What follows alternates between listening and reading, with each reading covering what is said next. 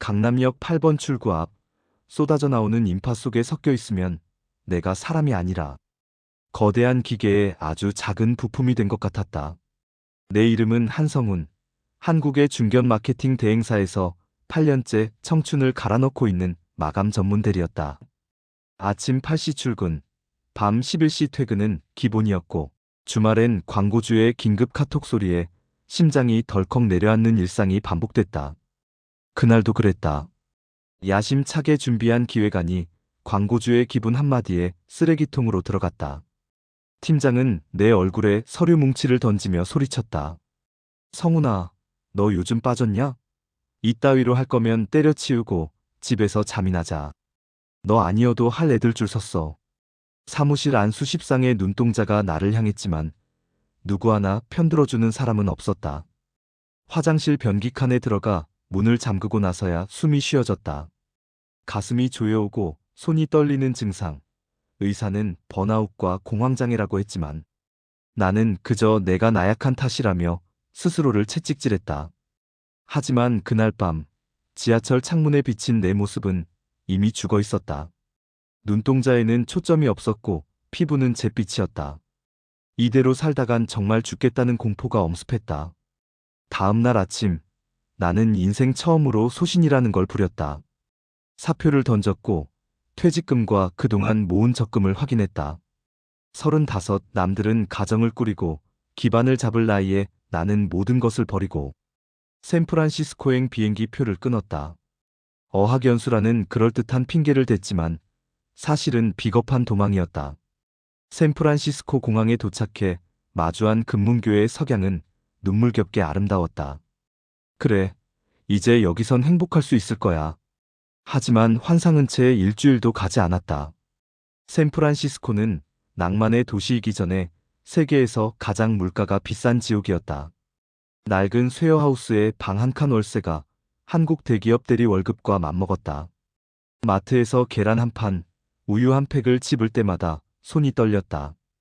어학원에서는 나보다 10살이나 어린 학생들 틈에서 My name is SUNGHON, I'm from Korea를 반복했다. 영어 실력은 늘지 않았고 외로움과 경제적 압박은 나를 다시 갉아먹기 시작했다. 밤마다 한국에서 가져온 컵라면 하나로 끼니를 때우며 생각했다. 내가 여기까지 와서 도대체 뭘 하고 있는 거지? 도망쳐 도착한 곳에 낙원은 없었다. 오히려 한국에서의 고통보다 더 생생하고 날카로운 생존의 위험만이 나를 기다리고 있었다. 샌프란시스코의 명물인 케이블카가 언덕을 오르내리는 소리를 들으며 나는 차가운 침대 위에서 매일 밤 질문했다. 나는 정말 끝난 걸까? 한국에서도 실패하고 여기에서도 아무것도 아닌 존재가 된 채로 그렇게 사라지는 걸까? 그러던 어느 주말 샌프란시스코 다운타운의 한 푸드마켓을 지나가게 됐다. 수많은 인종이 모여 각국의 음식을 먹고 있었지만 어딜 봐도 진짜 한국의 맛을 제대로 보여주는 곳은 없었다. 기름진 타코와 짠 햄버거 사이에서 나는 문득 엄마가 해주던 매콤달콤한 제육볶음 냄새가 사무치게 그리워졌다. 그때 내 머릿속에 번쩍하고 불이 들어왔다. 마케팅 대행사에서 죽어라 분석했던 시장성과 트렌드가 뇌세포 어딘가에서 살아 움직이기 시작했다. 왜 샌프란시스코에는 힙한 한국 음식이 없을까? 왜 사람들은 비빔밥만 한국 음식이라고 생각할까? 도망쳐온 이곳에서 나는 처음으로 도망이 아닌 도전을 꿈꾸기 시작했다. 내 수중에는 이제 몇 달치 생활비밖에 남지 않았지만 가슴은 강남역 8번 출구에서 느끼지 못했던 열기로 뜨거워지고 있었다. 그것이 지옥으로 가는 길인지 아니면 제2의 인생으로 가는 문인지 알 수 없었지만 나는 내 생애의 가장 위험한 도박을 준비하기로 마음먹었다. 어학원을 그만뒀다. 남은 학비 환불금은 내 마지막 생명줄이었다. 샌프란시스코의 집값은 살인적이었다. 나는 시내에서 멀리 떨어진 텐더로인 근처의 허름한 숙소로 옮겼다. 밤마다 사이렌 소리와 고함이 들리는 곳이었지만 주방을 마음껏 쓸 수 있다는 것 하나만 보고 선택한 곳이었다. 내가 가장 먼저 한 일은 한국식 컵밥을 연구하는 것이었다. 샌프란시스코의 바쁜 직장인들이 한 손에 들고 먹을 수 있으면서도 그들의 입맛을 자극할 강력한 한방이 필요했다. 나는 한국에서 엄마가 늘 해주던 방식에 현지 식재료를 접목하기 시작했다. 그냥 고추장이 아니라 현지인들이 좋아하는 스리라차와 꿀을 섞은 K-매운 소스를 만들었다. 고기는 가장 저렴하지만 양념이 잘 배는 부위를 골라 밤새 재웠다. 방 안 가득 배는 고기 냄새 때문에 집주인에게 쫓겨날 뻔한 적도 수차례였다. 하지만 나는 멈출 수 없었다. 주방에 서 있는 시간만큼은 강남역 사무실에서 느꼈던 가슴 통증이 사라졌기 때문이다. 이게 내 길인가? 확신은 없었지만 즐거웠다. 연습 삼아 만든 제육 컵밥과 불고기 컵밥을 들고 어학원 친구들에게 맛을 보여줬다. 반응은 예상보다 뜨거웠다. 성훈, 이거 진짜 네가 만든 거야? 당장 팔아도 되겠는데? 브라질 친구, 일본 친구, 심지어 입맛 까다로운 미국 친구들까지 엄지를 치켜 세웠다. 특히 그들이 열광한 건 한국 음식 특유의 맵담매콤달콤에 좋아였다. 자신감을 얻은 나는 샌프란시스코 시청 근처의 벼룩시장이나 소규모 푸드마켓을 돌며 시장 조사를 했다. 사람들은 건강하면서도 자극적인 맛을 원하고 있었다. 나는 마머즈 키천이라는 소박한 이름을 붙이고 임시 가판대를 빌려 첫 장사를 시작했다. 첫날 내가 준비해간 30인분의 도시락은 1시간 만에 완판됐다. 물론 순탄치만은 않았다. 정식 허가증이 없다는 이유로 경찰에게 쫓겨나기도 했고 인종차별 섞인 야유를 퍼붓는 취객을 만나 눈물을 훔치며 짐을 싼 날도 있었다. 하지만 내가 만든 음식을 먹고 어메이징 이라며 다시 찾아오는 손님들의 눈빛을 보면 무너졌던 자존감이 한 뼘씩 자라나는 기분이었다. 장사를 하며 모은 돈과 남은 돈을 모두 긁어모았다. 내 목표는 번듯한 가게가 아니었다. 샌프란시스코의 좁고 가파른 언덕 어디든 달려갈 수 있는 푸드트럭이었다. 나는 CRAIGSLIST 중고 거래 사이트를 뒤져 20년도 더 된 엔진 소리가 비명처럼 들리는 낡은 트럭 한 대를 찾아냈다. 녹이 슬고 페인트가 벗겨진 그 고물 트럭이 내 인생을 바꿔줄 유일한 동아줄이었다. 트럭을 인수한 날 나는 트럭 핸들을 잡고 한참을 울었다. 한국에서는 8년 동안 책상 앞에 앉아 남의 물건을 파는 전략만 짰던 내가 이제는 기름때 묻은 작업복을 입고 직접 내 음식을 팔기 위해 길 위로 나서게 된 것이다. 내일부턴 샌프란시스코의 지독한 안개와 언덕 위에서 사투를 벌여야 했다. 하지만 더 이상 무섭지 않았다. 내 손에는 따뜻한 밥 한 그릇이 있었고 내 가슴엔 누구에게도 휘둘리지 않는 나만의 꿈이 생겼기 때문이었다. 전 재산을 털어넣은 나의 분신 K-트럭은 첫날부터 나를 배신했다.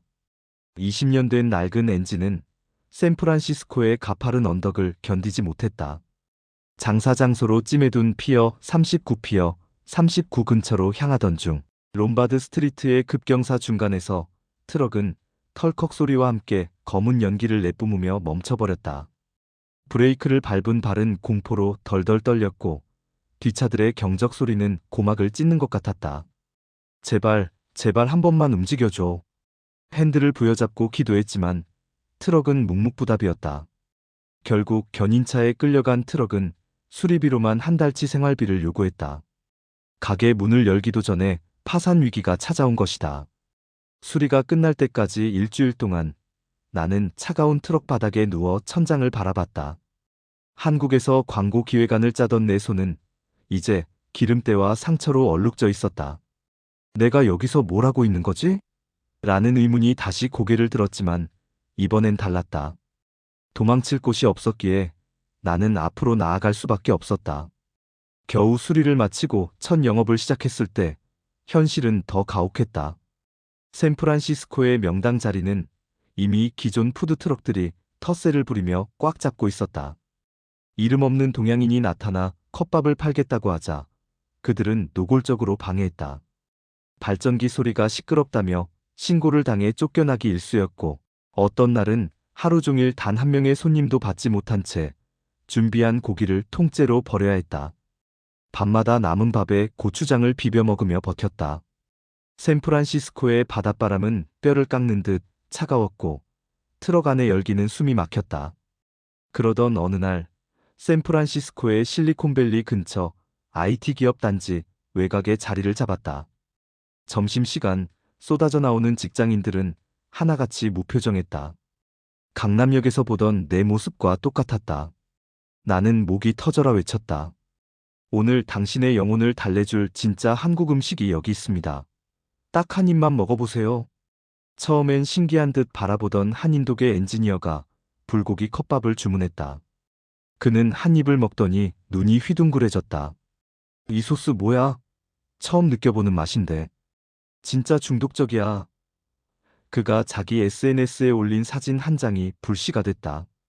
지친 오후를 깨우는 마법 같은 K-박스라는 태그와 함께 사진은 순식간에 퍼졌다.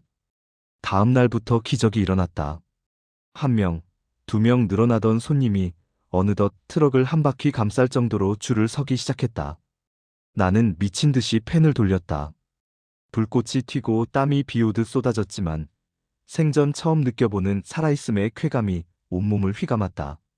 한국에서 서류 뭉치에 파묻혀 있을 때는 절대 알 수 없었던 내 손으로 직접 만든 무언가가 타인에게 기쁨을 주는 순간의 무게. 하지만 성공의 달콤함도 잠시. 샌프란시스코의 악명 높은 노숙자, 무리와 인종차별주의자들이 내 트럭을 표적으로 삼기 시작했다. 밤늦게 마감을 하던 중 서너 명의 남자가 트럭을 에워쌌다. 그들은 내 인종을 비하하는 욕설을 내뱉으며 그날 번 돈을 내놓으라고 협박했다. 한 명은 쇠파이프로 트럭 유리를 내리쳤다.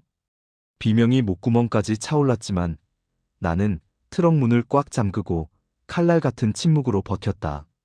경찰이 올 때까지의 10분은 내 인생에서 가장 긴 10년 같았다. 다음 날 아침 깨진 유리창 파편을 치우며 나는 주저앉아 울었다. 돈도 성공도 다 싫었다. 그냥 안전한 한국으로 돌아가고 싶었다. 그때 어제 내 음식을 사 먹었던 단골 손님이 다가와 내 손을 잡았다. 성훈, 괜찮아? 우린 네 음식이 필요해. 그들이 널 멈추게 하지 마. 그는 깨진 유리창 위에 테이프를 붙여주며 나를 위로했다. 그 순간 깨달았다. 이곳은 낙원이 아니지만 내가 뿌리를 내릴 땅이라는 것을. 나는 깨진 유리창 위에 커다랗게 써붙였다. We are still open. 패션 네버 브레이크스. 우리는 여전히 열려 있습니다. 열정은 결코 깨지지 않습니다. 그 문구는 순식간에 로컬 커뮤니티에서 화제가 되었고 다음 날 내 트럭 앞에는 전날보다 2배 더 긴 줄이 늘어섰다. 그것은 샌프란시스코가 나에게 건네는 첫 번째 인정이었다. 트럭에 깨진 유리창 위에 붙인 패션 네버 브레이크스라는 문구는 샌프란시스코 현지인들의 마음을 관통했다. SNS를 통해 내 사연이 퍼지자 사람들은 단순히 밥을 먹으러 오는 게 아니라 나라는 사람의 도전을 응원하러 오기 시작했다. 점심시간이면 22번가 모퉁이부터 시작된 줄이 두 블록을 돌아 장관을 이뤘다. 한 손엔 내 컵밥을 들고 다른 한 손엔 엄지를 치켜 세우며 환하게 웃어주는 손님들을 보며 나는 강남역 사무실에서 잃어버렸던 자존감을 비로소 되찾는 듯했다.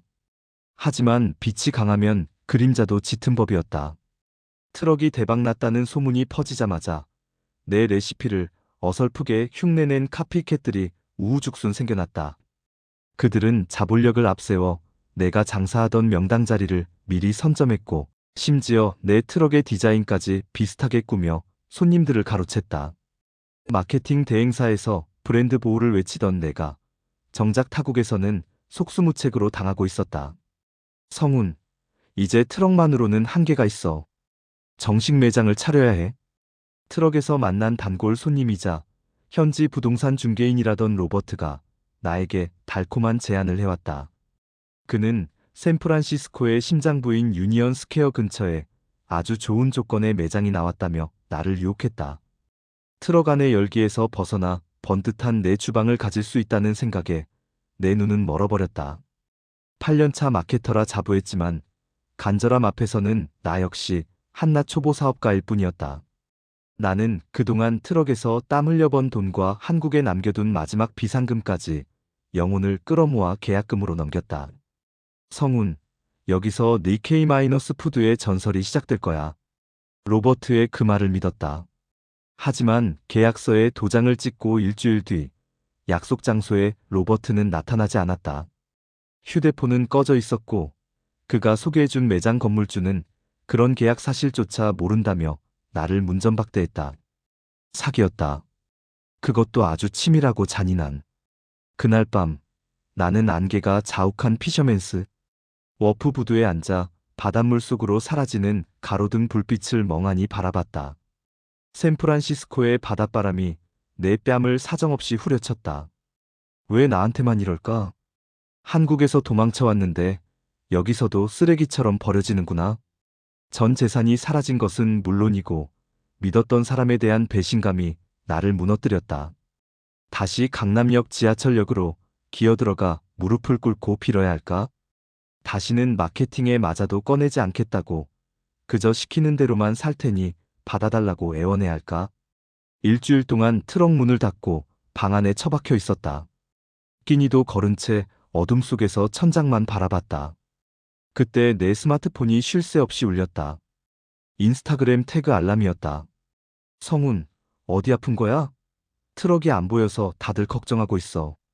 그 매운 컵밥이 없으니까 오후 업무를 못하겠어. 빨리 돌아와 줘. 우리는 이 시간이라도 기다릴 준비가 되어 있어. 제발 돌아와. 모니터 속 낯선 이방인들의 진심 어린 걱정이 눈물과 섞여 내 뺨을 타고 흘렀다. 그들은 나를 가성비 떨어지는 부품으로 본 한국의 상사와 달랐다. 그들은 내 음식에 담긴 진심을 기억하고 있었다. 나는 부들부들 떨리는 손으로 세수를 하고 밖으로 나갔다. 돈은 잃었지만 나를 기다리는 줄은 잃지 않았다는 사실을 깨달았다. 나는 다시 낡은 트럭에 시동을 걸었다. 엔진 소리는 여전히 비명 같았지만 이번엔 내 심장 소리처럼 든든했다. 나는 SNS에 딱 한 문장을 올렸다. I lost my money, but I found my reason. See you at the corner. 나는 돈을 잃었지만 이유를 찾았습니다. 모퉁이에서 만납시다. 그날 점심, 내가 도착하기도 전에 모퉁이에는 평소보다 3배는 긴 줄이 늘어서 있었다. 내가 트럭을 세우자마자 사람들은 일제히 박수를 쳤다. 어떤 이는 웰컴백 이라 소리쳤고 어떤 이는 내 손에 말없이 따뜻한 커피 한 잔을 쥐어주었다. 사기당한 돈은 복구할 수 없었지만 그날 내가 받은 위로와 연대는 그 수억 원보다 값진 것이었다.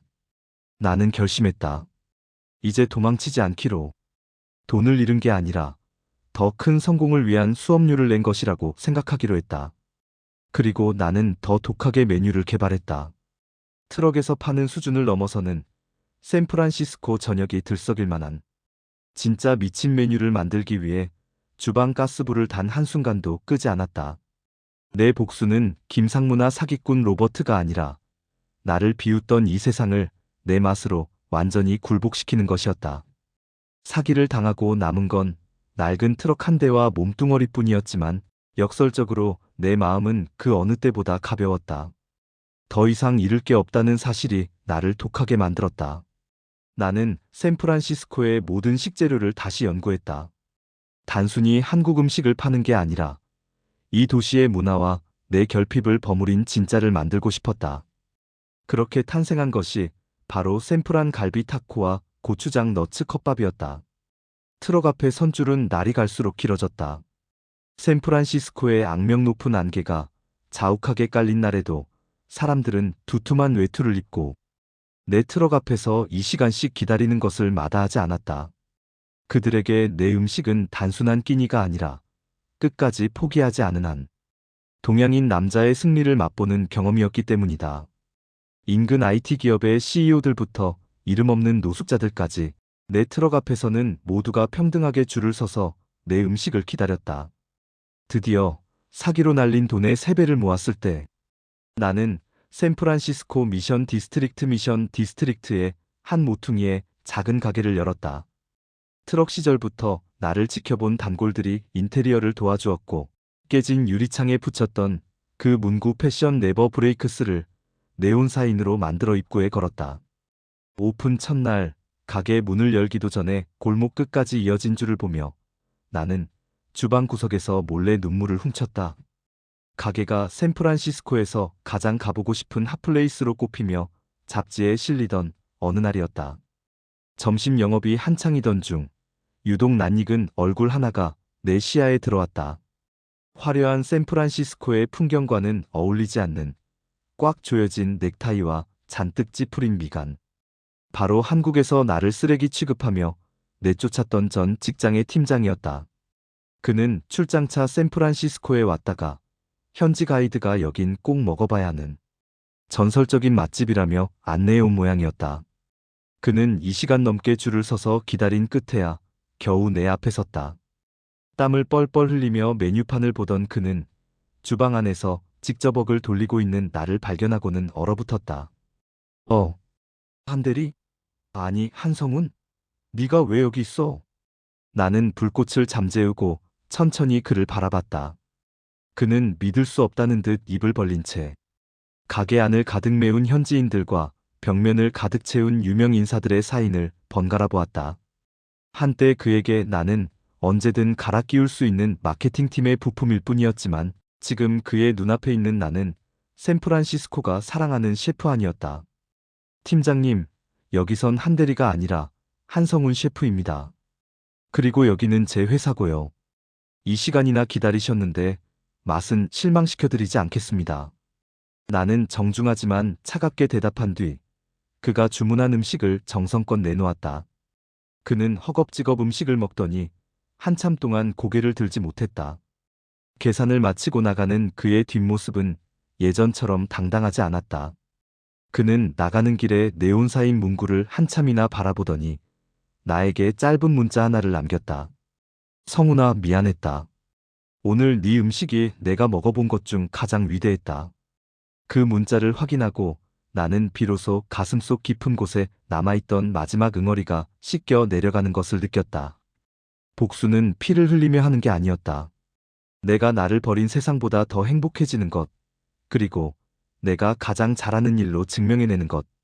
그것이 가장 우아하고 강력한 복수였다. 이제 내 가게는 샌프란시스코를 상징하는 명소가 되었다. 매일 아침 나는 샌프란시스코의 언덕을 오르며 생각한다. 강남역 8번 출구에서 도망치듯 떠났던 그 나약했던 남자는 더 이상 없다. 대신 내 손에는 수천 번의 칼질로 다져진 굳은 살이 박혀있고 내 가슴에는 세상을 향한 뜨거운 맛이 담겨있다. 오늘도 내 가게 앞에는 세상에서 가장 긴 줄이 늘어설 것이다. 나는 다시 앞치마를 질러 매고 뜨거운 불 앞으로 다가간다. 이제 더 이상 도망칠 곳은 없다. 이곳이 나의 낙원이고 나의 전장이며 나의 진짜 인생이기 때문이다.